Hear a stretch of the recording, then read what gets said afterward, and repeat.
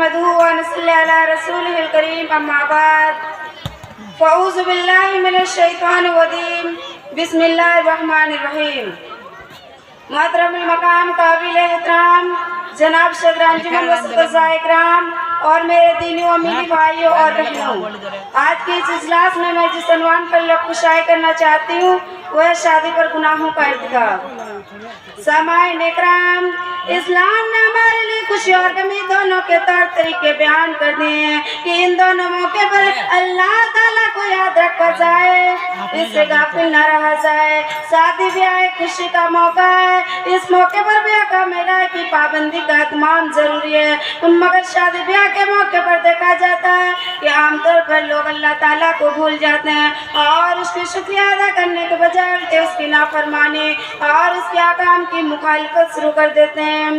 مناسب معلوم ہوتا ہے کہ بعض ان سب چیزوں کو بیان کر دی جائے تاکہ ہم شادی کے موقع پر اللہ کے احکام کی خلاف ورزی سے بچ سکے۔ پہلی چیز، شادی کے موقع پر دلہا خصوصی طور پر داڑھی منڈواتا ہے، حالانکہ شادی کا موقع ہو یا عام حالت، داڑھی منڈوانا حرام اور گناہ کبیرہ ہے۔ اس کی حرمت کی پہلی وجہ ہے کہ اس میں اللہ تعالیٰ کے پیدا کردہ چیزوں کو بدلنے کی مذموم کوشش ہے، اور اللہ تعالیٰ کے پیدا کردہ چیزوں کو بدلنا شیطانی کام ہے، جیسا کہ شیطان نے لوگوں کو گمراہ کرنے کے لیے اللہ تعالیٰ کے سامنے قسم کھا کر یہ بات کہتا ہے وَلَأَمُرَنَّهُمْ فَلَا يُغَيِّرُنَّ خَلْقَ اللَّهِ، اور ان سے کہوں گا کہ اللہ کی بنائی ہوئی صورت کو بگاڑ دے۔ حرمت کی دوسری وجہ ہے کہ اس میں نبی کریم صلی اللہ علیہ وسلم کے حکم خلاف ورزی ہیں، کیونکہ آپ صلی اللہ علیہ وسلم نے داڑھی بڑھانے کا کچھ اور حکم دیا، خالف المشرکین وافر اللحیہ واعفوا الشوارب، مشرکین کی مخالفت کرو اور داڑھی زیادہ کرو اور مونچھیں کترواؤ۔ حرمت کی تیسری وجہ ہے کہ اس میں کفار و مشرکین کی مشابہت پائے جاتے ہیں، اور حدیث میں کفار کی مشابہت سے منع کیا گیا ہے، جیسا کہ ابھی آپ نے حدیث سنا خالف المشرکین، مشرکین کی مخالفت کرو۔ حرمت کی چوتھی وجہ ہے کہ اس میں عورتوں کی مشابہت پائے جاتے ہیں، جبکہ نبی کریم صلی اللہ علیہ وسلم نے اسے مرد اور عورتوں پر لعنت بھیجے جو ایک دوسرے کی شکل و صورت اپناتے ہیں۔ لعن رسول اللہ صلی اللہ علیہ وسلم المتشبہین من الرجال بالنساء والمتشبہات من النساء بالرجال، نبی کریم صلی اللہ علیہ وسلم نے ان مردوں پر لعنت فرمائے جو عورتوں کی مشابہت اختیار کرتے ہیں، اور ان عورتوں پر لعنت فرمائے جو مردوں کی مشابہت اختیار کرتی ہے۔ دوسری چیز،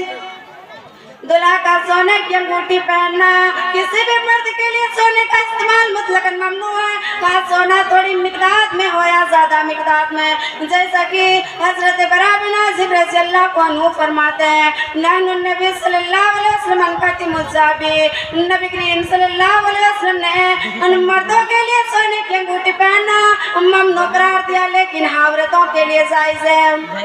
اور ایک حدیث میں نبی کریم صلی اللہ علیہ وسلم نے ایک آدمی کے ہاتھ میں سونے کی انگوٹھی دیکھا تو اسے اتروا کر پھینکوا دیا اور فرمایا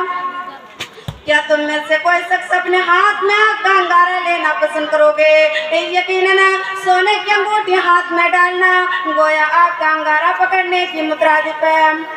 تیسری چیز، تصویریں لینا اور فلم بنانا، شادی بیاہ کے موقع پر نہ صرف دلہا اور دلہن کی خوب تصویریں کھینچی جاتی ہے بلکہ شادی میں شریک مختلف لوگوں کو بھی ایک دوسرے کی تصویریں کھینچتے ہیں۔ یہاں تک دیکھا جاتا ہے کہ غیر محرم مرد اور عورت اکٹھے ہو کر تصویریں کھنچواتے ہیں، اور اسی طرح شادی کو فلم بنایا جاتا ہے جس میں غیر محرم مرد اور عورت کی شرکت کو مکمل طور پر محفوظ کر لیا جاتا ہے۔ پھر حتیٰ کہ دوست و احباب اور شادی میں شریک نہ ہونے والے مختلف لوگوں کو بھی شادی کا سارا منظر دکھایا جاتا ہے، حالانکہ اسلام نے اس طریقے سے بے پردگی بے حیائی اور مخلوط و مجالس کے ہرگز اجازت نہیں دیتا۔ میرے پیارے ساتھیوں، آج ضروری اس بات کی ہے کہ جب ہم شادی بیاہ کے موقع پر اپنے گھر یا دوسرے کے گھروں نبی احکام کی خلاف ورزی دیکھے تو روکنے کی پوری کوشش کرے اور خود بھی بچے۔